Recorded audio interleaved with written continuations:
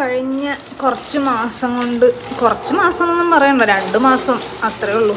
ആ ഒരു 2 മാസം കൊണ്ട് എൻ്റെ കൊഴിഞ്ഞ മുടിയാണ് ഈ കാണുന്നത്.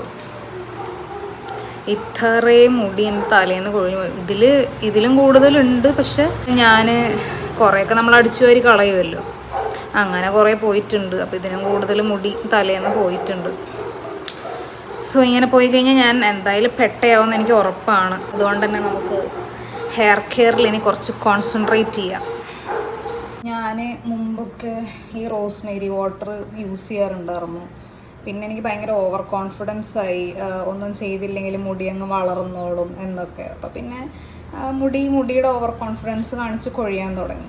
അപ്പോൾ ഞാൻ ബാക്ക് ടു റോസ്മേരിക്ക് തന്നെ പോവുകയാണ്. റോസ്മേരി മാത്രം യൂസ് ചെയ്തുകൊണ്ട് മുടി വളരണമെന്നൊന്നുമില്ല.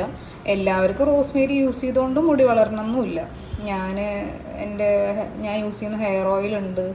പിന്നെ ഇത് ഞാൻ യൂസ് ചെയ്യാറുണ്ട്. ഞാൻ കുറേ ഹെയർ പാക്കുകളൊക്കെ യൂസ് ചെയ്യാറുണ്ടായിരുന്നു. ഇപ്പോൾ എനിക്ക് ഭയങ്കര മടിയാണ്. ഞാൻ ഹെന്ന യൂസ് ചെയ്യാറുണ്ടായിരുന്നു.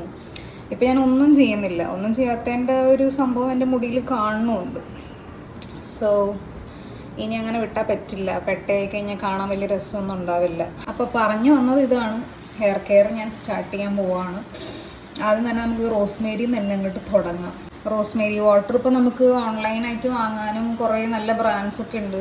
അതൊന്നും ഞാൻ യൂസ് ചെയ്ത് നോക്കിയിട്ടില്ല. കാരണം ഞാനിത് ഇങ്ങനെ ഉണ്ടാക്കുന്നതുകൊണ്ട് എനിക്ക് അതാണ് കൂടുതൽ നല്ലത്. ഞാൻ ഫ്രിഡ്ജിൽ വെച്ചിട്ട് യൂസ് ചെയ്യാറ്. എന്ന് നൈറ്റ് ഞാൻ തലയിൽ സ്പ്രേ ചെയ്ത് കൊടുക്കാറുണ്ടായിരുന്നു. ഇപ്പോൾ അതൊന്നും ചെയ്യാറില്ല.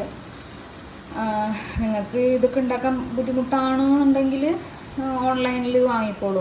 അതും കുഴപ്പമൊന്നും ഉണ്ടാവില്ല എന്ന് എനിക്ക് തോന്നുന്നു. ഞാൻ അതുവരെ യൂസ് ചെയ്തിട്ടില്ല, എനിക്കറിയില്ല. കുറേ ഇങ്ങനെ റിവ്യൂസൊക്കെ കാണുന്നുണ്ട് നല്ലതാണെന്നൊക്കെ പറഞ്ഞിട്ട്. അപ്പോൾ ഇത് എങ്ങനെ പ്രിപ്പയർ ചെയ്യണമെന്ന് വെച്ച് കഴിഞ്ഞാൽ നല്ലപോലെ ഇതിട്ട് ഇങ്ങോട്ട് തിളപ്പിച്ചിട്ട് ഇതിൻ്റെ ചൂടൊക്കെ മാറുമ്പോൾ ഇതിൻ്റെ മറ്റേ ഈ സംഭവമൊക്കെ ലീവ്സൊക്കെ കളഞ്ഞ് വെള്ളം മാത്രം ഡ്രെയിൻ ചെയ്തിട്ട് എടുത്ത് വയ്ക്കുക. ഫ്രിഡ്ജിൽ വയ്ക്കുക. പുറത്ത് വെച്ച് കഴിഞ്ഞാൽ ചീത്തയായി പോകും. ആവശ്യമുള്ളപ്പോൾ ഫ്രിഡ്ജിൽ നിന്ന് എടുത്ത് വെച്ചിട്ട് ആ തണുപ്പ് വിടണതിന് മുന്നേ തലയിൽ കൊണ്ട് അപ്ലൈ ചെയ്യരുത്. തണുപ്പൊന്ന് വിട്ടതിന് ശേഷം തലയിൽ അപ്ലൈ ചെയ്യുക. പിന്നെ നൈറ്റൊക്കെ നല്ലപോലെ മസാജൊക്കെ ചെയ്ത് കഴിഞ്ഞാൽ നല്ലതാണ്, മുടിക്ക് നല്ലതാണ്. ബ്ലഡ് സർക്കുലേഷൻ ഒക്കെ ഇമ്പ്രൂവ് ആവാനായിട്ട് നല്ലതാണ്. എന്നിട്ടിതാ ഇതുപോലൊരു കുപ്പിയിലാക്കി വെക്കുക.